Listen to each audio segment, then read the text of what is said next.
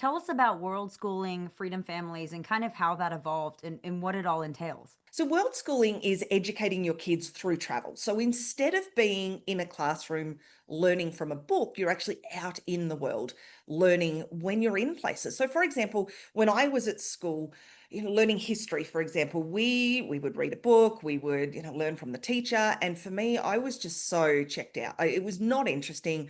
In Australia, we're so far away from the rest of the world that it literally just didn't feel relevant. However, when you go to Berlin or when you go to Pearl Harbor and you are literally walking the path that, all of this history took place, you cannot help but be fascinated. And so when we started traveling, I thought, oh, world schooling, it's going to be amazing for the kids. I never actually realized how much I would learn from it. And I discovered I actually really enjoy history. I just don't like learning about it from a book. So it's all about learning from the world.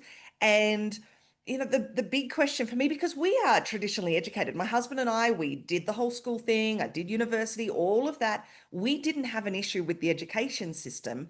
We just wanted more from life. So we pulled the kids out of school. And for me, the big test was my daughter, who was in kindergarten but never started school. So, first year of school, she was meant to learn to read. I'm like, oh my goodness, she's not going to be at school. Is she going to learn to read if she doesn't have a teacher?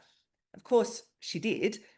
But it's a completely different style. So learning to count, she was counting as she's going up and down subway steps in London and Paris and all of these amazing places. Learning fractions is because we do a lot of baking, and so we have to put in, quarter of a cup of this and half a cup of this. History, obviously being in places, but even from, things like we're out and about and we see some weird clouds.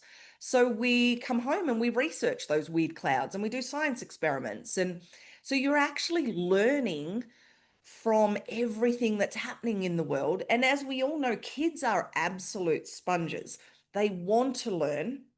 However, when we put them in school, that love of learning is actually, over time it's squished. When we pulled our son out of school, if I said learn, if I that scary L word, he would just like, no, that's learning is that thing that happens in that place you force me to go to for, 6 or 7 hours every day.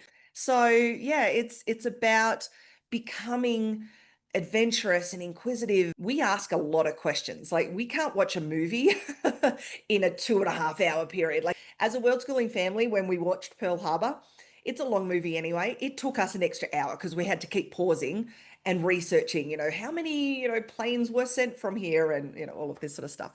So you learn from the world as opposed to being in